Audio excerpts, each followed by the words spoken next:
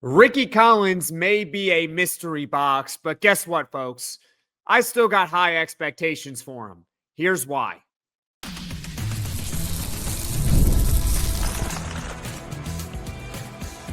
You are Locked On Syracuse, your daily podcast on the Syracuse Orange.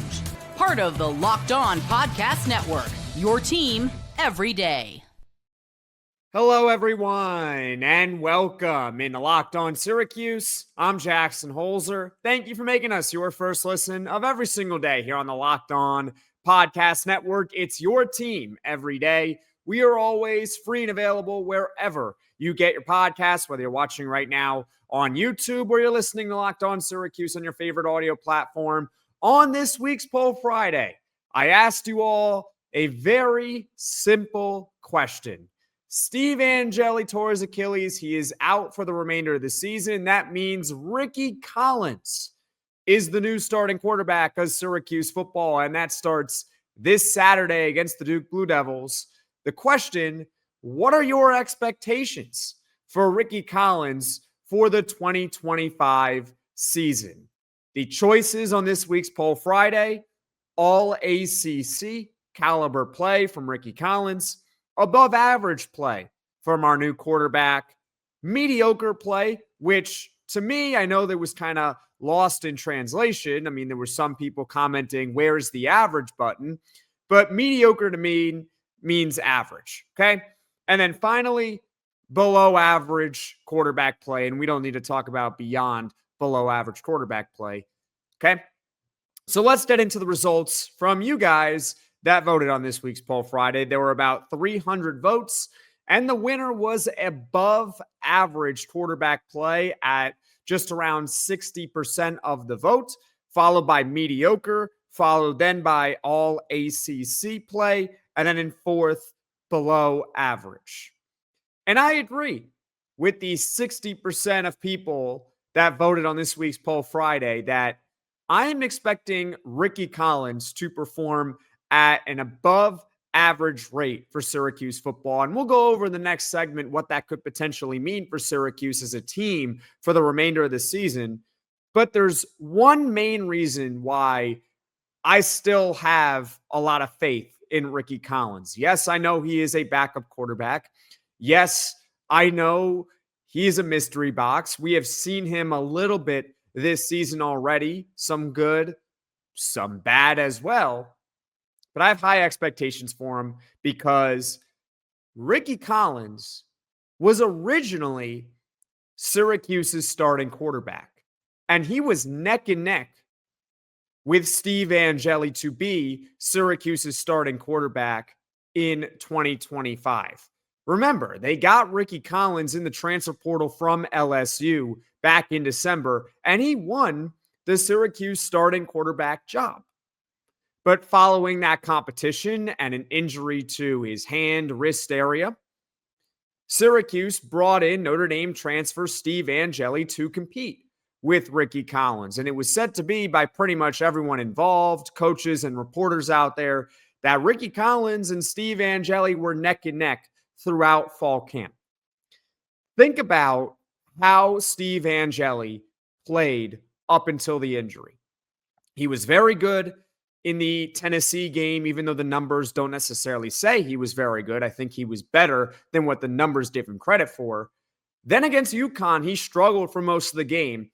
But late in the fourth quarter, he turned it on. And from that point up until the injury, Steve Angeli was playing at a level, and essentially he was playing at a level where he might have been one of, if not the best quarterback in the entire nation. He was sensational. He was leading the country in passing. And I'm not going to sit here and say that Rickie Collins is going to come in and lead the entire country in passing.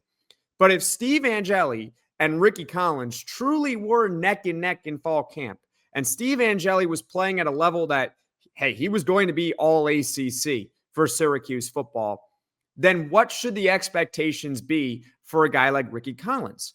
I say they should still be pretty high. Maybe not all ACC caliber. I think that might be a little bit unfair to him. But what is fair is, hey, You were supposed to be the starting quarterback of Syracuse football. You got hurt.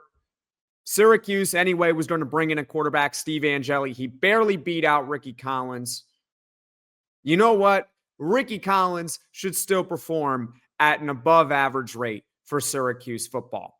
Now, coming up, I will tell you what this could potentially mean for Syracuse. Could they still compete in the ACC, potentially for an ACC championship? Stick with me here on Locked On Syracuse.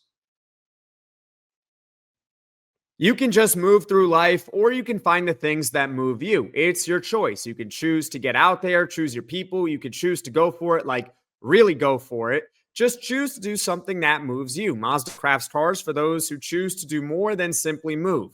Mazda, move and be moved. It's almost the weekend. Time to look back and crown this week's MVP on Who Delivered, powered by DoorDash. Just like you can win every Saturday with DoorDash Streaks, saving more every time you order. These players delivered when it mattered most. Let's break it all down. And for Syracuse football, Steve Angeli delivered in a big way. And if you've been watching week after week with Steve Angeli, you know that this performance against Clemson was no fluke. It's unfortunate that Steve Angeli will be out the rest of the season for Syracuse football. But just like he did deliver for Syracuse, DoorDash delivers your Saturdays with DoorDash Streaks. You save every Saturday you order, stack it up all season, and you could save up to $250, including $100 in DoorDash credits. Order this Saturday, keep the streak alive, fuel your game day only with DoorDash. Terms apply, promo period through November 18th.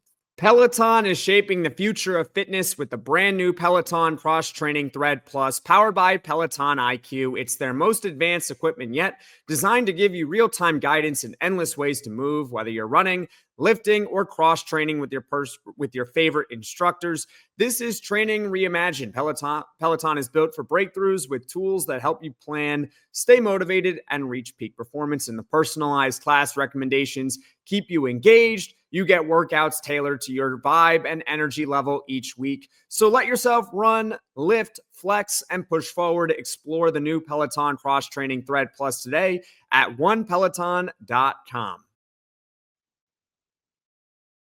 Locked On Syracuse, I'm Jackson Holzer. On this week's Poll Friday, I asked you all the question, what are your expectations for new starting quarterback Rickie Collins in 2025? We had about 300 votes on this week's Poll Friday, and I agree with the 60% of you that said, hey, the expectation for Rickie Collins moving forward is above average quarterback play the remainder of the season.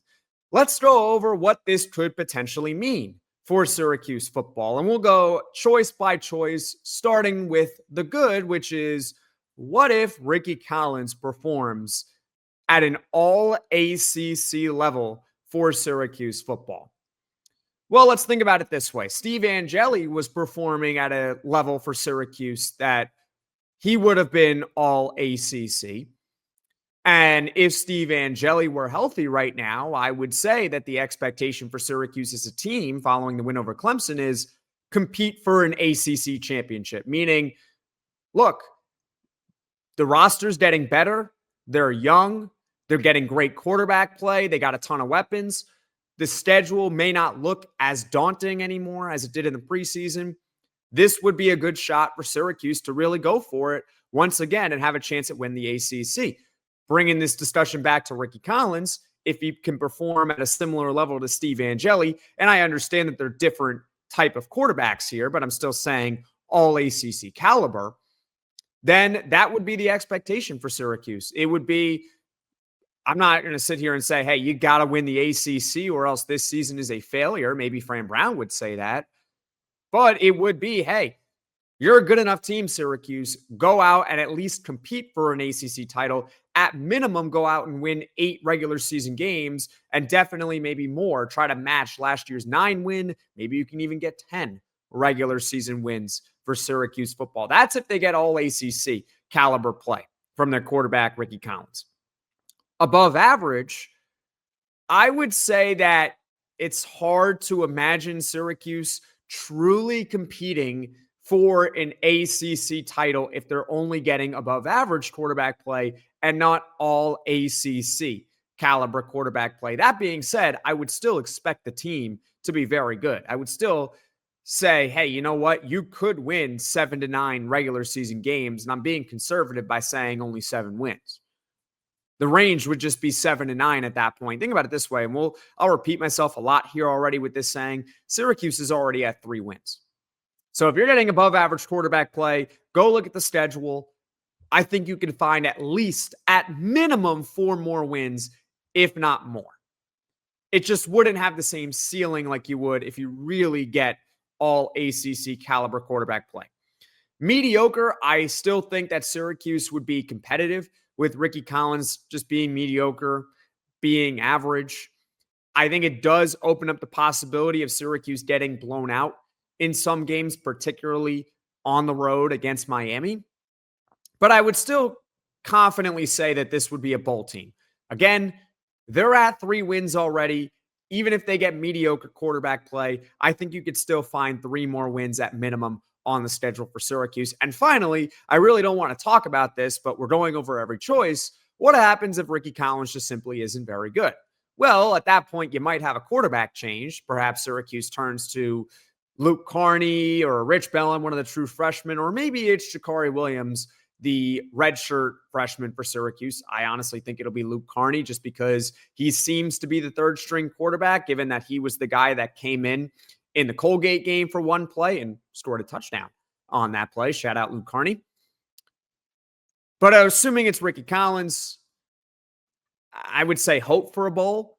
You still might have a shot. Again, they're already at 3 wins. Maybe you could find 3 more wins, even if you're not getting great quarterback play. Syracuse did that a few years ago, actually. Go back to 2023, Garrett Schrader is hurt, and even when he was playing in the second half of the season, you knew that he couldn't really throw the football at that point. He had a really bad shoulder injury that he was dealing with throughout the season.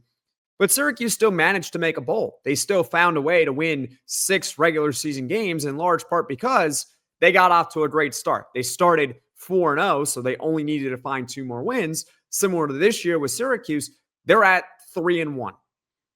So you need to find 3 more wins on their schedule.